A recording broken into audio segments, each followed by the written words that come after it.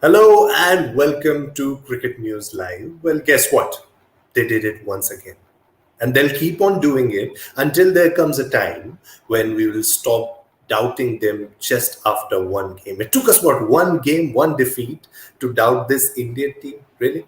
That's all the trust that they have earned from the performances that they have shown us in the last 9 months. Tell you what, an interesting stat here in the last 9 months, and this is something I gathered from Twitter Cricket, in the last 9 months, India have won what? Four tests in Australia and England.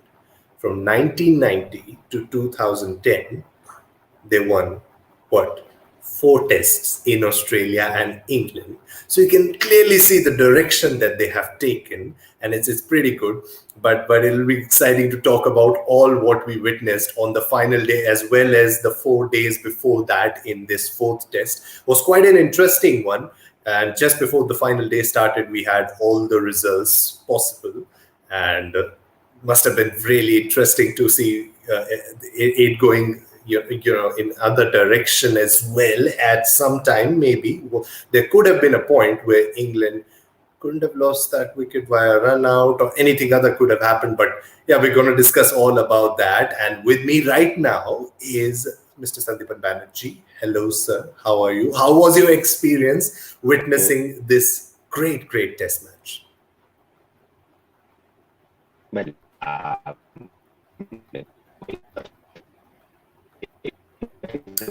Sandipan, there seems to be some internet issue at your end.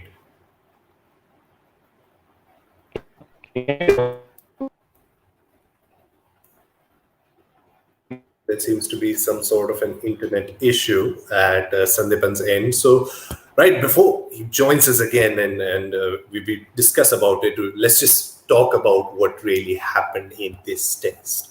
First and foremost, England won the toss, elected to bowl first. I think going via the same sort of strategy that they had at Leeds to put India under pressure on day one, dismiss them pretty early on, and which could have happened unless for one Shardul Thakur had scored that brilliant half century. And then India, of course, posting 191 in the first innings. England, in reply, got a 99-run lead, even though Joe Root was, as they say, uprooted on the first day itself by Umesh Yadav. But then it was Oli Pop and Johnny Bairstow, contributions from Moeen Ali as well, and Chris Woakes scoring that half century that ensured England had that 99-run lead. India in the second innings, well, Rohit Sharma scoring that much-awaited 100. Cheteshwar Pujara scoring his second half-century in the series. Virat Kohli, again, that vital contribution, 44, which you can look at it right now, and it seems really worthy. And then we talk about the 100-run partnership between Rishabh Pant and Shardul Thakur. All of that culminated into India getting that 368-run lead. That is the target for England. And, well, England didn't lose any wicket on the first day, 77 without loss, but then they lost all of them on the second day in some 60-odd overs, and India won the test match. Sandipan, all of that and brilliant story. Yes, I can hear you. Brilliant turnaround from this Indian team. Again, on day 5, we've seen quite a lot of them in the last 9 months. It seems like we can't really get used to it because they keep on doing it. yes, quite a turnaround. With when the ball was new and hard, England were I think 100 for no loss, something like that. Yeah. And they lost their 10 wickets with the older ball. And on that pitch, Indians made the ball reverse. I think this is the first time we have seen in this series that the ball is reversing. This Duke's ball is reversing because it is very hard to get reverse swing in English conditions, because of the lush green outfield, true nature of the wicket. So wicket doesn't get scruffed up a lot. And what can I say? Ravindra Jadeja, the man consistently hit the rough. And I think why aren't we talking about the ball which got rid of Hamid? It was like as brilliant as probably one of the greatest deliveries of this year, I guess. I mean, it pitched out on the leg stump. He could have easily kicked it. The batsman could have easily kicked it, but he decided to play it. And I guess brilliant. I mean, overall, it's a brilliant performance by the Indian team. I mean, But what happens when you have 368 to defend, the match actually, inevitably tends to get into the autopilot mode, especially if when you get, couple of wickets early. So, but I think the hard work was done by Rohit Sharma and Pujara and Shardul Thakur in both innings. I think we need to appreciate that. And actually, I was a bit Yeah, disappointed when they gave man of the match to Rohit Sharma. Obviously, I mean, with I'm not taking away anything from him because he scored his first overseas Test 100. But I think Shardul, look at not only just runs, look at the breakthroughs. He got rid of Ollie Pope in the first innings, in a crucial juncture of the game. Second innings, in most important wicket, Joe Root. So basically, whenever India he broke the first, he got rid of Joe Burns yeah, to break Florence. that Yeah, opening stand, which was looking threatening at one point. So yeah, it's not just about his runs. He got wickets also whenever, and crucial wickets at crucial juncture of the game. So yeah. overall, wonderful performance by the Indian team. Yeah, we never get used to someone batting at number 8 and scoring like this, can we? But it was a sort of innings that came out of nowhere for England as well. We saw the reactions on day one when Shardul Thakur was pulling Chris Wokes for a six, and Captain Joe Root almost seemed starstruck as to what was happening in front of his eyes, because it was all India obviously were like, looking. let's not forget India were like 127 for 7 in their first innings. And from Yeah, that point, they yeah, have managed to win this game. So that is yeah, incredible achievement.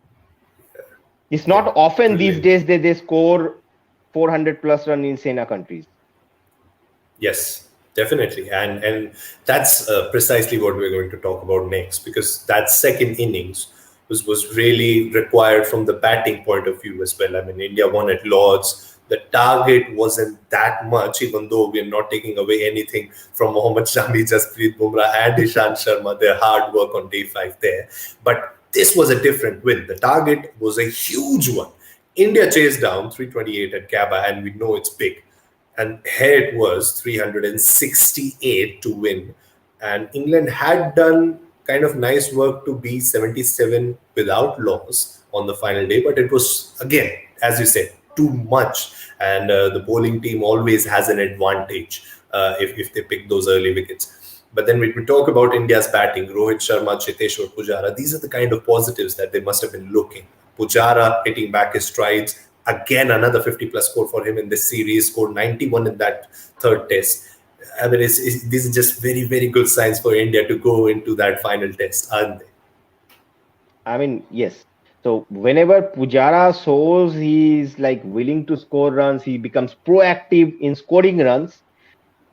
He looks a different batsman altogether compared to whenever he just decides to just I have to stay there. Obviously, Yeah, Pujara's main job is this, but yeah, according to game situation, you need to mold yourself, right? So yeah, Pujara did that both during his innings at 91 and here. He was playing some shots which under normal circumstances he wouldn't have played, like he tried to play he played one uppercut. And good to see actually from this Indian batting lineup. It was Pujara and Rahul who were like so basically there are talks about the Indian batsmen are reluctant to play on their back foot when the ball is little bit on the shorter side and they were like edging it. But it was, if you have noticed that it was Pujara and Rahul. They were like playing all those back foot shots, back foot cuts. So whenever the ball is little bit short, especially the Chris Oakes length I'm talking about, yeah, they were cutting those balls on that length. Irrespective of in the previous innings, they were trying to be on the front foot, but they have learned from their mistakes, and yeah, that is a good sign for the Indian team going into the up north where conditions will be different. I'm hearing there will be some weather around, so batting once again will be tough. A certain bowling trio of Josh Hazelwood, Mitchell Stark, and Pat Cummins would have exactly felt what. the Craig Overton was feeling with his frustration while bowling to Cheteshwar Pujara, and we were all like, "Why would you even try and bother Cheteshwar Pujara while he's batting?" But clearly, it's always a good sign for Cheteshwar Pujara, and if you have that kind of a batter in your team, for him to get back into runs and scoring the runs the way he does, it's always a good sign. So now, ladies and gentlemen, we are also being joined by Abhishek Mukherjee, our senior editor.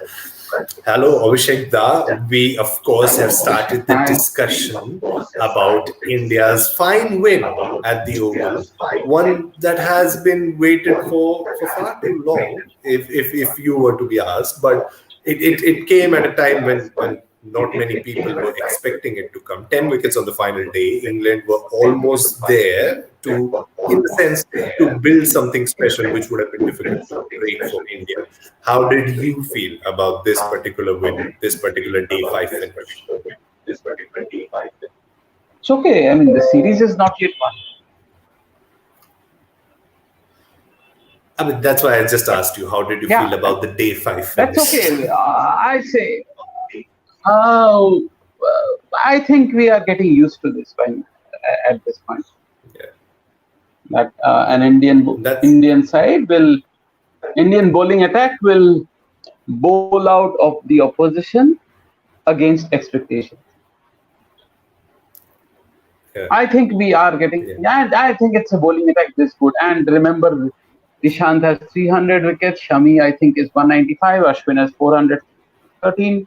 That's over 900 wickets. They were all missing from this attack, and still they bowled out England just after tea. So I don't know. I mean, and this was a flat pitch. If I say I'm surprised, all I have to do is go back 8 months and think of the Australia tour. They had done that again, and they had done that back then as well. We are getting used to this. Yeah, we definitely are. And talking about this Indian bowling attack, as you just mentioned, the depth, which wasn't the kind of players which weren't featuring in this test, and the discussions that started on day one with Ravichandran Ashwin missing out. It's quite funny that the test match then finished in a way that all the bowlers picked up 10 wickets in about 60 overs, and proved that no matter how much we try and express ourselves, it's of course the day and age of internet, and we talk about a lot of things. We do talk about a lot of things. It doesn't matter to this Indian think tank. They'll just go out there and do what they want to do, and it looks like it's working out for them. And on that note, we are of course going to talk about as long as it is working. Captaincy. As long as it is working, I think it's okay. And the other part is, Kohli actually explained why he picked Jadeja at the toss, and Jadeja did exactly that. He got Hamid with one that spun off the rough. He got Moeen with one that spun off the rough. And who was it? I mean, I think Malan, who left not Malan, it Burns, left a ball that hit him on the pad. It would have been out had the on-field umpire given him out. He was saved an umpire's call. So yeah, I mean, he was getting the ball to spin from the rough, which was exactly what Kohli. And if that had been the ploy, if that was the line Kohli wanted his spinner to attack from, then I think Jadeja is a better option than Ashwin. Because that line, the footmark of the right hand fast bowlers bowling over the wicket, had that been the line of attack, preferred line of attack, then Jadeja is the better option. But there's no doubt that Ashwin is the better bowler of the two. Yeah. But in the end, it's not about who is the better bowler. It is more about who fits better into the combination. The attack is a pace attack. Which spinner supports the pacers better? In this case, which spinner makes full? The pacers are the main components of this attack. Which spinner makes better use of them? And the spinner also bats. Yeah, and he also mentioned this after the game that Jadeja bowling, and that there was this moment in the game when Ravindra Jadeja picked 2 wickets, Jasprit Bumrah picked those 2 wickets, and it looked like yes, India are right. I mean, it looked like then after, of course, Choru's wicket, this can fall off at any time, and he did mention how Ravindra Jadeja bowling there helped Jasprit Bumrah in the middle. Talking about his captaincy now, we saw just a few tweets after the game, and tweets really don't denote the kind of feeling, the kind of emotions that would be there amongst the larger group of fans. But there is to be a fair bit of credit that needs to be given to the captaincy as well, because we need to understand that the coaching staff, of course, are in the isolation right now, and it's a difficult period for any team to walk onto a cricket field and then deliver. So I think a fair bit needs to be given to the Indian think tank, the senior players in the side, Virat Kohli's leadership. What are you to say on that? I think, especially regarding tweets, I think any tweet or any social media reaction made during the match or say immediately after the match should not be taken very seriously because they are mostly emotion driven. They are not logical. They are rarely logically analyzed tweets. I'm not speaking for everyone. Some obviously do that, but most of them are emotion driven and people will change opinions later. But during the match tweets are mostly heat of the moment tweets.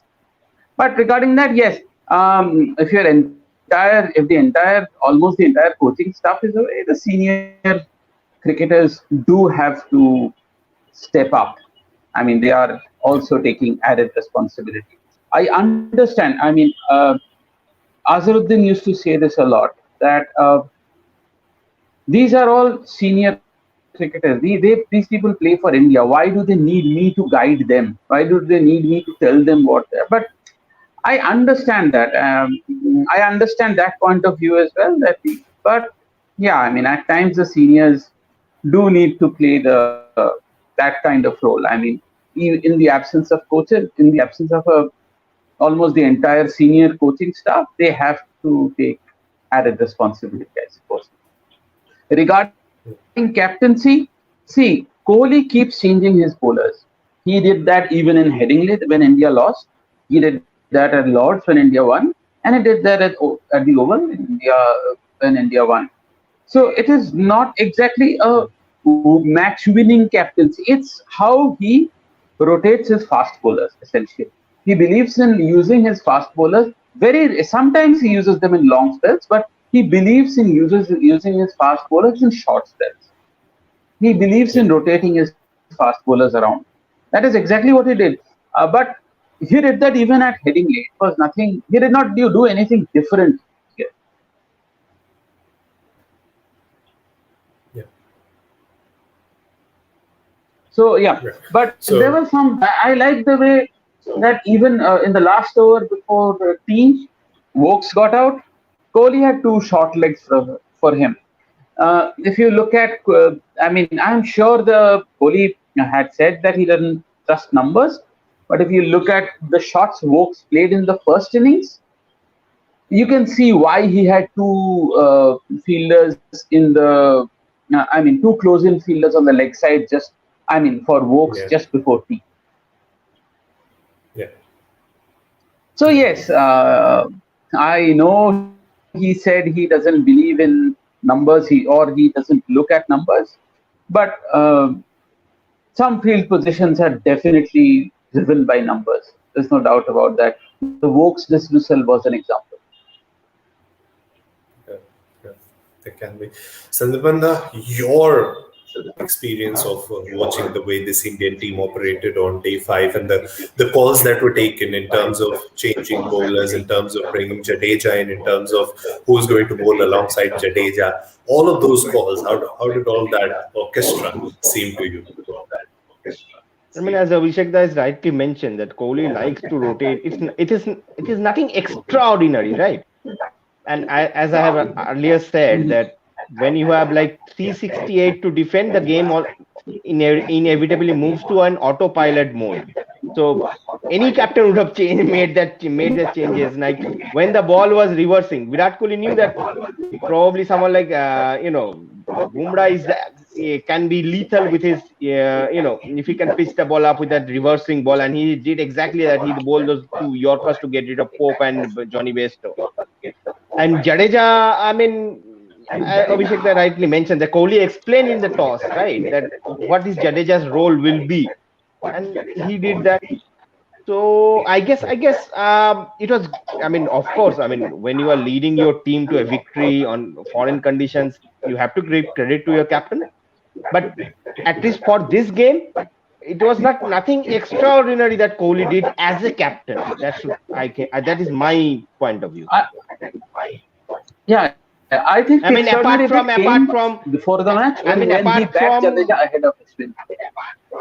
Yeah, exactly. That's what I'm saying. That I mean, apart from going against the tide and selecting 4 pacers on this oval surface. Yeah. Didn't expect it. We least expected the other it thing again. is, no, but I expected it because of 2 reasons. First, England did not have a second spinner in the squad, not in the 11, in the squad. So if Moeen had been injured, England were ready to go in with an all-pace attack. So they knew what kind of pitch was being prepared. There was going to be nothing for the spinners. The second thing is, Prasidh Krishna was drafted in a day before the test match. This was an indication that India will be counting on pace. Even when 2 fast bowlers went down, India still went in with all pace. If a third fast bowler went down, India still had a backup ready. They were going to go in with 4 fast bowlers. That was the indication was there. I mean, the speculations around Ashwin that happened in the media. No, you can say that, right? But speculations. I think because England also knew what they were doing. They also went in with 4 fast bowlers. They knew exactly that they knew that the spinners were not going to win the matches. They also bowled first. That is another thing. And Kohli said he would have bowled first as well. This was not the usual oval pitch that takes serious turn after a while. Yeah. Well, I mean, yes, you can say that. But I think Kohli's decision was a bit influenced because of the overcast condition on the day 1 morning.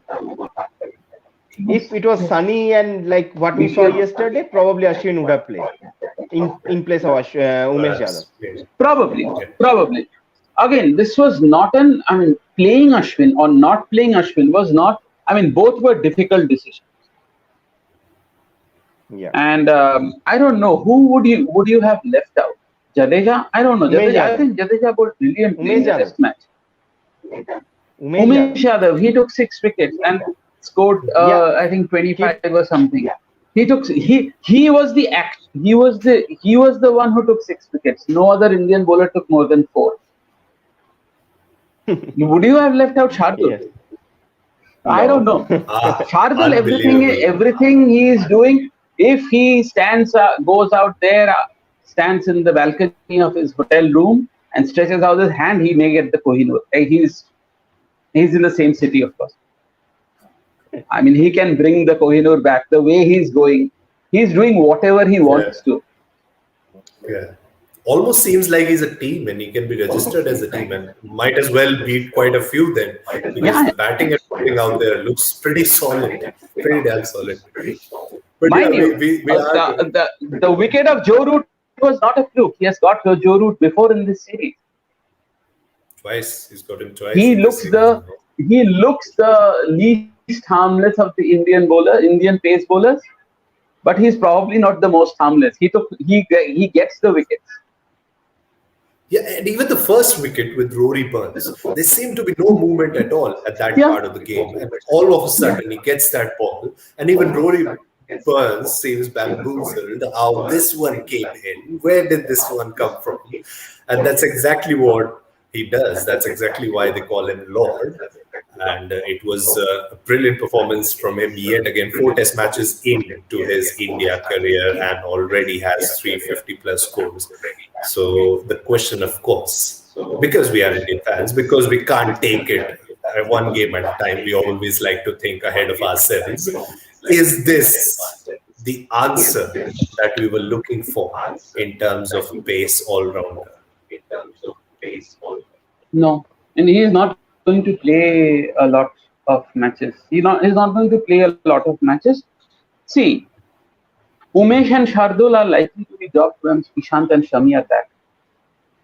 There's no doubt about that. And that is only if India plays 4 fast bowlers. If India plays 3 fast bowlers, 2 of them are always going to be Shami and Bumrah. If India play 4, then we have 2 slots.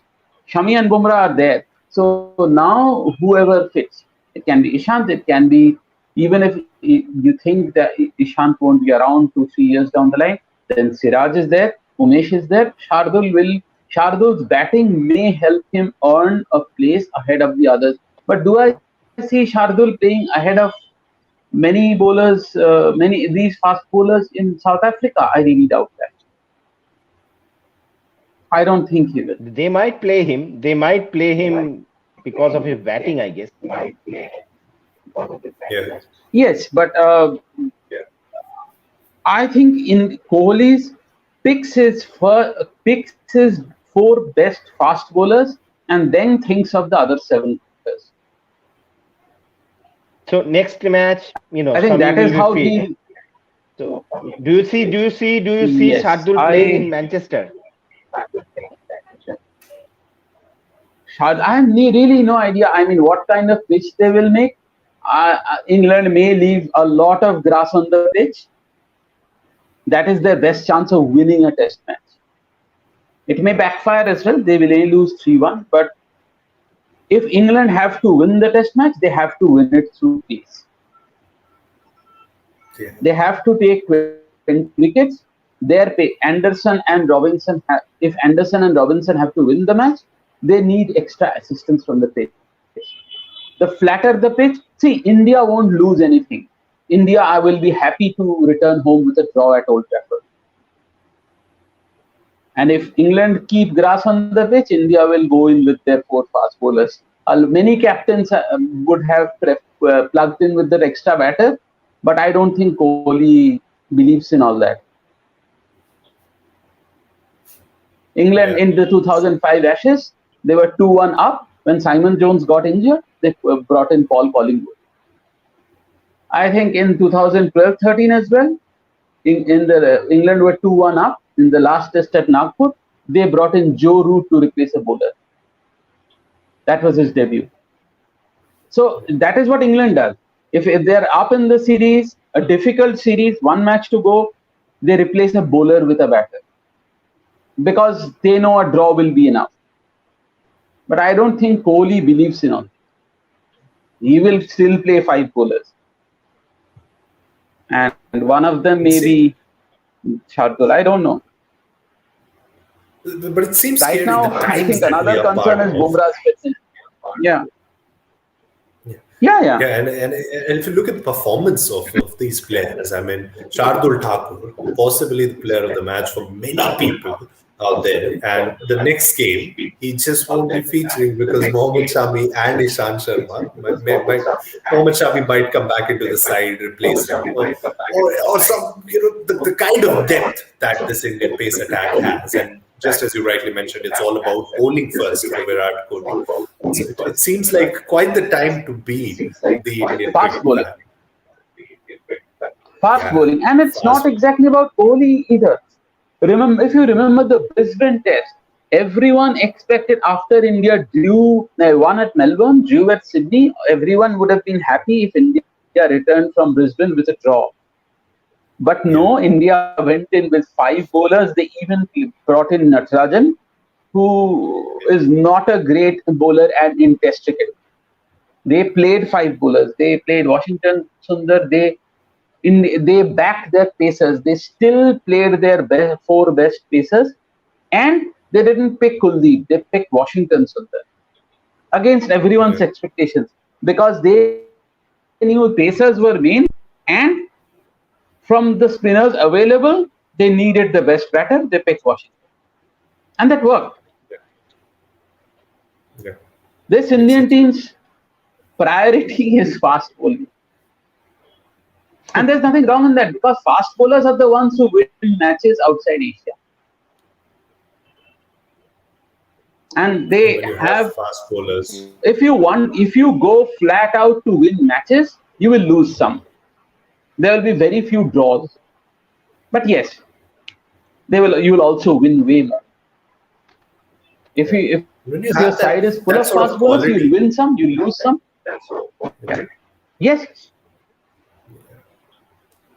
So, of course, we're now going to talk about England as well and what possibly went wrong. There aren't many wrongs that you can pinpoint so as to say in the other direction. There are a lot more positives that you can mention. But as far as England are concerned, that run out really seemed to have riled up the Indian contingent, and it almost seemed like the boost that they needed on the day. You saw Virat Kohli bring in all his closing fielders. He's such a drama director. I mentioned this on social media that he's the kind of drama director who almost senses the fear in the opposition once something like this happens, and the team is quite the cast. They almost pounce on the opposition. It's the closest our game has come to being a contact sport. I mean, it's just fascinating to watch and feel the kind of intimidation that this Indian team applies onto their opposition, and that's exactly what they did. But for England, it after that particular Rory Burns wicket, even Hasib Hamid didn't look quite confident, and it almost seemed like they were back at the first test feeling all over again. Joe Root with the runs, and no one else really in the middle trying to put up a partnership with him and being as positive as he is with the bat. So this seems to be a major concern for them yet again, don't you think? England, I can't see what they could have done. For example, the two balls that got Pope and Bairstow, the one that suddenly came in to get Burns. I mean, these balls would have got anyone. For example, the balls that got Pope and Bairstow, Bumrah's two balls, I think they would have got most batters in the world. It will be unfair to blame the English batters for that. Similarly, Hamid might have played that one differently. But yeah, I mean, Hamid, you can say Hamid might have played that one differently, but Hamid was already gone.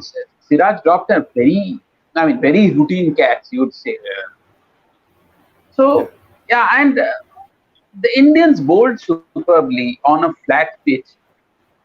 This is not the kind of bowling you expect every day. The English team, I don't think they should be judged based on their fourth innings performance. In the first innings, they got a lead. I think they did an okay job in the fourth innings. They were just up against a very good attack. I think England missed a trick. I think England missed a trick in their I think England missed a trick in their first inning. They could have got more like 150 odd run lead, but some of the shots their lower middle order batsmen played, it seemed that they thought that 100 lead of 100 is enough for us. I mean, for example, the Moeen Ali, shot Moeen Ali played to get out, right? Yeah. Or Ollie Robinson, the shot Ollie Robinson played. At that point, we were all thinking that this was going to be a low-scoring test match. Yeah, exactly. So they thought, okay, fine, we have got close to 100-run lead, and it is enough for India. We'll roll them out for 200 and then chase it down. Which is what Joe Root mentioned post the match as well. He said that we need to look at it in a way that we could have gotten a 200 lead for say instead of a 100-run lead, and then that could have been decisive. But then these are all the things that you realize after the game. It's only in that third innings of the match when India turned the tide with the bat, which maybe wasn't expected by England. Talking about 20 wickets, England did pick 20 wickets. It was perhaps too late, because that one partnership in the end from Rishabh Pant and Shardul Thakur, the 100-run partnership, the number 8, 9, 10, adding 109 runs between them. All these kind of things are, of course, going to be something that England will look to answer in the fifth test, which is, of course, going to start on 10th of September. But before that, England with the ball, what was the reaction from you two when you watched them in this particular test? They were fantastic in the first inning. There's no doubt about that. They just looked a bit off color in the second innings, especially. I think Rohit and Pujara. I mean, they once the lead was gone, I think they were not in it. I mean, they were never in it again. I know Vokes gave them some hope when he got those 2 early wickets on day 4. But, I mean, they never looked consistently threatening in the second innings. But again, the same attack bowled so well in the first innings with some overhead conditions that assisted them. Seems to be that narrative. One innings. Yeah.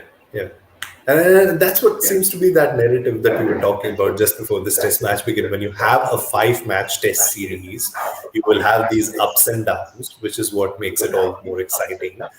One day, the Indian pace attack might not look full of juice. The other day, it might be the England pace attack. And that's how the series is decided. We have the draw prospect as well as India win prospect in line in this series. The margin can differ. If it's a draw, India can win by 2-1. But England would love to make this 2-2. Talk about that Ashes in 2019, the way they spoiled the party a bit for Australia. They would love to make it 2-2 here as well. And possibly they can, because we talked about it previously. Manchester seems to be a bit more pace-suiting wicket than the Oval, and traditionally, but we don't really know what kind of pitch would be in the offing. What's your prediction? And that sounds as ridiculous as predicting the England weather, but what's your prediction in terms of wicket? What sort of a wicket will England be eyeing to make in this particular test? As whatever suits their fast bowlers.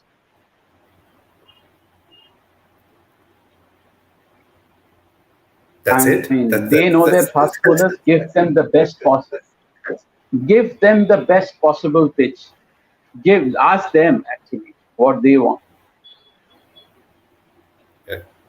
If England have to win this one, they have to win it. Their fast bowlers have to do this. I had said this ahead of the Headingley test as well. Yeah. England have to prepare a pitch to suit their fast bowlers. That is their best chance to take all 20 Indian wickets. And if they don't take 20 Indian wickets, they're not going to win this. That is logic. Yeah. Look at the pace bowling at options you have at your disposal. Prepare your pitch accordingly. It may backfire. The Indian pacers may do a better job, but it may also not backfire. But if you don't go for the kill, you're not going to win the test match and lose, and then you lose the series.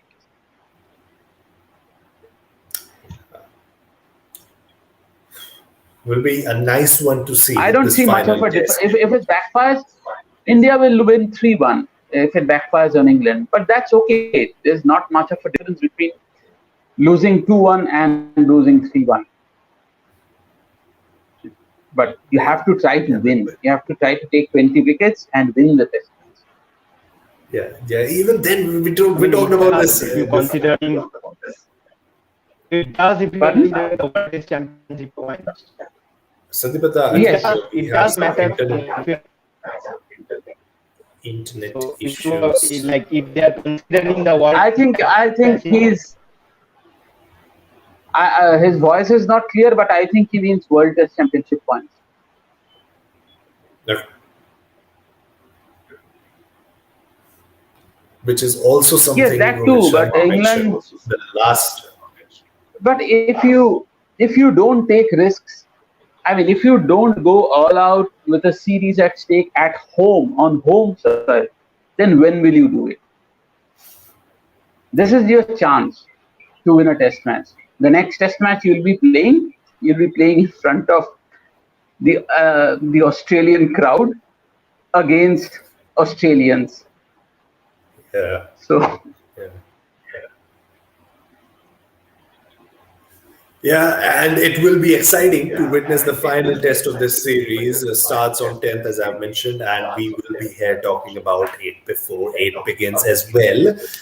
And we were here talking about this one before it began, and we did predict one certain aspect which did take place eventually. Wasn't so much related with the match or the result, but it did happen.